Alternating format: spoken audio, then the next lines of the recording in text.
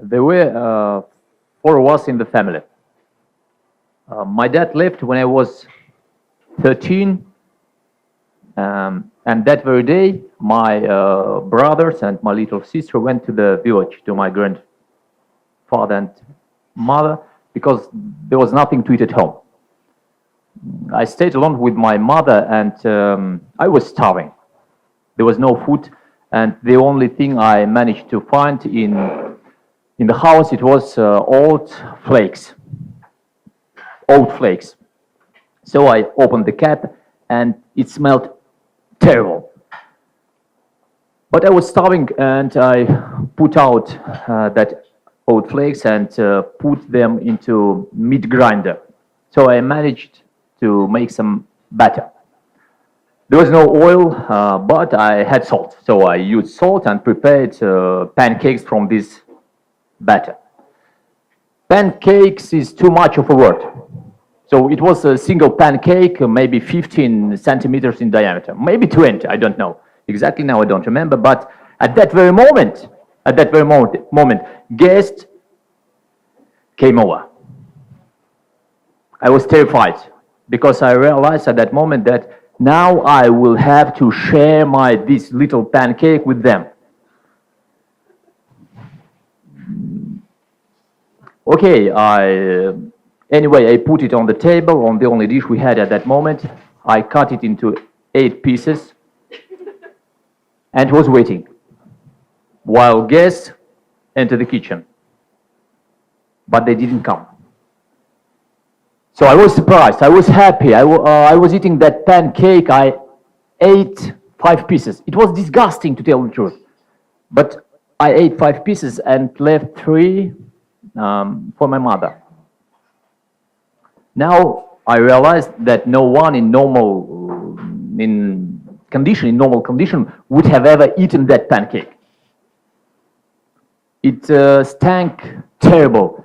It tasted horrible, but it was something like a culinary delight to me because there was no other food at home, and it was the only thing I have eaten that day.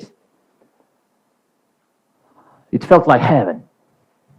Yeah, really, eating felt like heaven. Then I promised that I would never stop again. So I started a lot,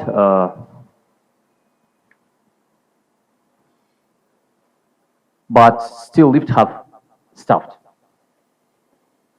Meat, for example, I eat in my diet only at the second course of the university, and only because of my roommates, guys from the villages on the campus.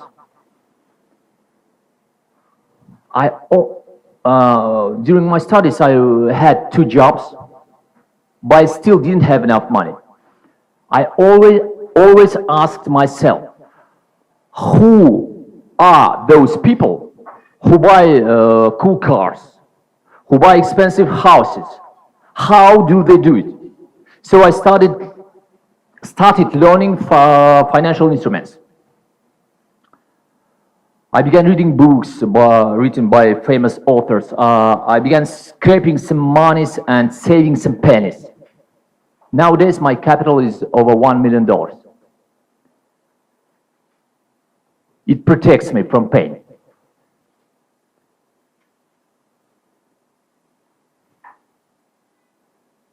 I had a terrible grudge against my father. He was living in another place with another family. He was doing fine. He was building a house while we, his children, we had nothing to eat at home. Nothing at all. It was painful. And hunger was really humiliating. Now I realize that money not only gives me opportunities, but it also protects me. Protects me, my family, my children. It protects me from pain, from unpleasant people, from illness, from loneliness, from discomfort, from low quality goods and services. But I understand that it doesn't protect me from betrayal. When I had the only source of income, my business, a group of my managers, they vanished away with my customers. And then I had a fear, and I started feeling a fear that I wouldn't have money again. And I changed my attitude to financial literacy completely. So in order to be financially literate, you need to know only three basic concepts. The first, to save some money. The second, never to invest. And then never put all your eggs in one basket. Tell me the truth. Who has ever heard about these three concepts? And tell me the truth. Who do this? Who follow three concepts? Who follows? Okay, who follows? During last 10 years. So many people knew about this. Everyone knew, but very few people follow. So I started my project to educate people financial literacy. And I wish to share with my knowledge with so many people as it's possible all over the world. Nowadays, I managed to create passive sources of income that allows me, if I wish not to work at all, not to do anything at all. And cash flow doesn't depend on whether I work or not. I will always have money. And recently I thought whether it's possible to make all people rich. After all, there is enough money for everybody. What will the world be like if money not an object to meet basic needs of human? Okay, everyone will have traveled, bought expensive things, cars, satisfied themselves with the spa and maybe other pleasant things. And then what? We will start doing something anyway.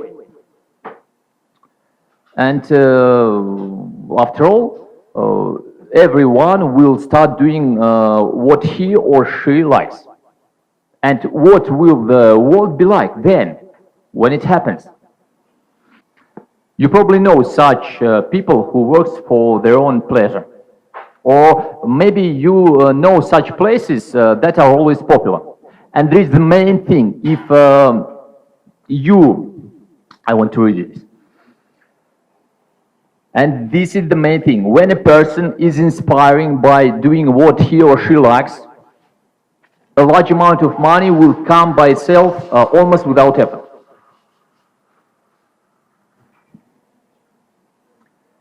And then I thought, whether was it possible for me then, when I had nothing to eat, to choose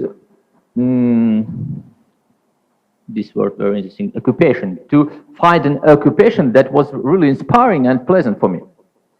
Probably not, because the quantity of unqualified jobs was very limited. But even then, when I didn't have much sleeping, trying to earn at least something, I tried to find something what was really interesting and inspiring, and what gave me a room for self-development. I tried doing translations day and night. I tried doing other tasks, maybe sometimes very dull things, but in the end, I always came to such kind of activity what gave me an opportunity to develop.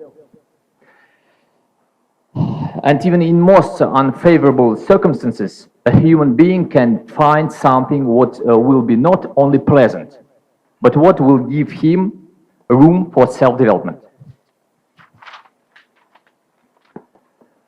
Now, what gives you pleasure in your life? What kind of activity you do can be well paid? Think about this, because this is the key for your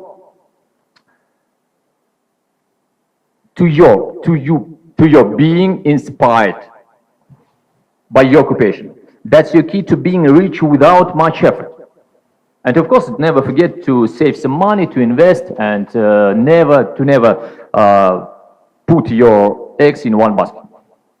And then maybe the world will change, and people will be not only rich, but also happy.